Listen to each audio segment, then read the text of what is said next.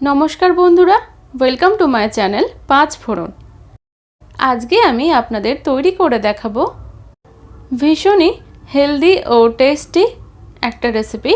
সেটি হচ্ছে আলু এবং বড়ি দিয়ে পাবদা মাছের পাতলা ঝোল। এটা শরীরের জন্য ভীষণই উপকারী এবং যারা বেশি তেল মশলা জাতীয় খাবার খেতে পছন্দ করেন না তাদের জন্য পারফেক্ট একটা রেসিপি। তাহলে আর কথা না বাড়িয়ে চলুন চটপট রেসিপিটা দেখে নিই। পাবদা মাছের ঝোল বানানোর জন্য আমি এখানে নিয়েছি একটা বড় সাইজের পাবদা মাছ, যেটার আমি 4 টুকরো করে কাটিয়ে নিয়েছি। মাছে একটা ডিম ছিল, তাই ডিমটা বের করে নিয়েছি। ডিমটাও মাছের সাথে ভেজে আমি ঝোলের মধ্যে দিয়ে দেব। এবার মাছগুলোর মধ্যে দিয়ে দেব প্রায় 1 টিস্পুন নুন এবং হলুদ গুঁড়ো হাফ টিস্পুন। নুন ও হলুদটা মাছের সাথে ভালোভাবে মিশিয়ে নেব। নুন ও হলুদটা মেখে নেওয়ার পর মাছটাকে আমি ঢাকা দিয়ে রাখবো 15 মিনিট মতো।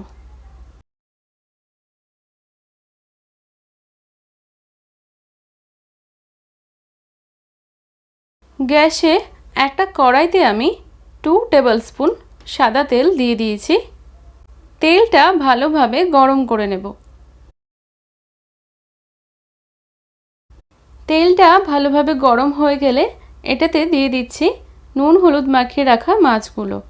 মাছটা দেওয়ার পর সঙ্গে সঙ্গে আমি ঢাকা দিয়ে দেব, কারণ পাবদা মাছ ভাজার সময় প্রচুর পরিমাণে তেল ছেটে, তাই এইভাবে ঢাকা দিয়ে নিলে তেলটা গায়ে আসে না। মিডিয়াম ফ্লেমে 1 মিনিট এক সাইডটা ভেজে নিয়েছি। এবার ঢাকাটা খুলে নেব, মাছগুলোর সাইড চেঞ্জ করে নেব এবং এই সাইড দিয়েও একই রকমভাবে ভেজে নেব, আর অবশ্যই ঢাকা দিয়ে। মাছগুলো হালকা করে ভাজা হয়ে গেছে। পাবদা মাছ যেহেতু এমনিতেই নরম হয়, তাই এর থেকে বেশি ভাজার প্রয়োজন পড়বে না। এবার মাছগুলোকে তেল থেকে তুলে নেব। সমস্ত মাছগুলো ভেজে নেওয়ার পর কড়াইতে যেটুকু তেল রয়েছে আমি সেটাতেই দিয়ে দিচ্ছি বড়ি। আমি 3টে বড়ি দিয়ে দিলাম, আপনারা আপনাদের প্রয়োজন অনুযায়ী দেবেন। বড়িটা একটু লালচে করে ভেজে তুলে নেব।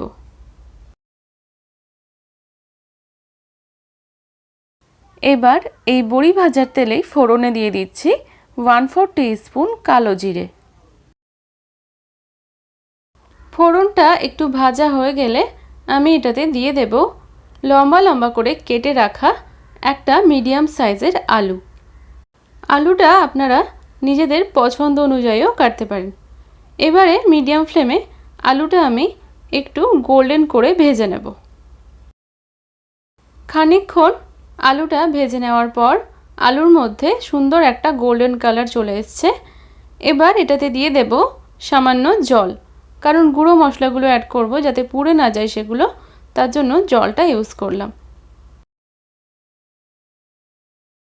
এবারে এক এক করে এটাতে দিয়ে দেব স্বাদ মতো নুন,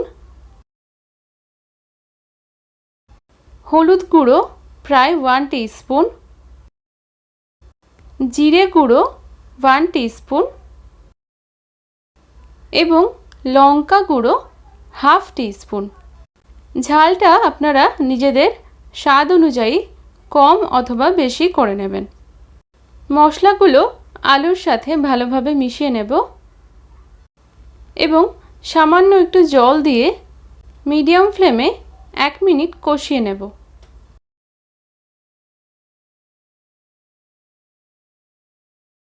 আলুটা মিডিয়াম ফ্লেমে মশলার সাথে 1 মিনিট মতো কষিয়ে নিয়েছি।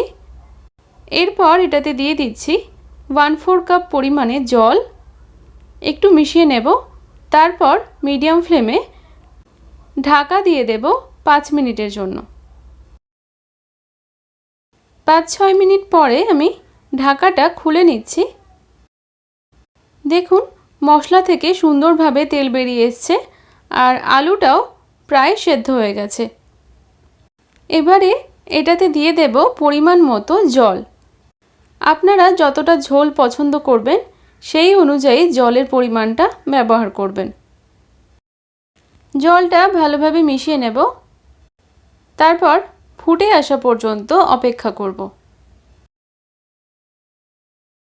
খানিকক্ষণ পর ঝোলটা দেখুন ফুটে এসছে।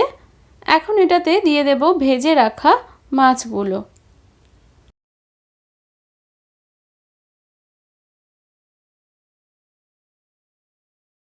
মাছগুলো দিয়ে দেওয়ার পর এই যে দেখছেন এটা মাছের ডিম। মাছের ডিমটা আমি ভেজে নিয়েছিলাম, সেটাও দিয়ে দিলাম। ভেজে রাখা বড়িগুলোও দিয়ে দিচ্ছি। এগুলোকে হালকা হাতে একটু মিশিয়ে নেব, তারপর ওপরে দিয়ে দেব একটা চেরা কাঁচা লঙ্কা। যদি আপনারা বেশি ঝাল খেতে পছন্দ না করেন তাহলে কাঁচা লঙ্কাটা গোটাই ইউজ করবেন। এবারে এটাকে ঢাকা দিয়ে দেব মিডিয়াম ফ্লেমে 5 থেকে 6 মিনিটের জন্য। 5 থেকে 6 মিনিট পরে ঢাকাটা আমি খুলে নিচ্ছি। পাবদা মাছের ঝোলটা আমাদের রেডি হয়ে গেছে। একটু হালকা হাতে মিশিয়ে নেব, তারপর আঁচ বন্ধ করে ঢাকা দিয়ে স্ট্যান্ডিং টাইমে রাখব মিনিট 5 জন্য। তারপর গরম গরম ভাতের সাথে সার্ভ করব।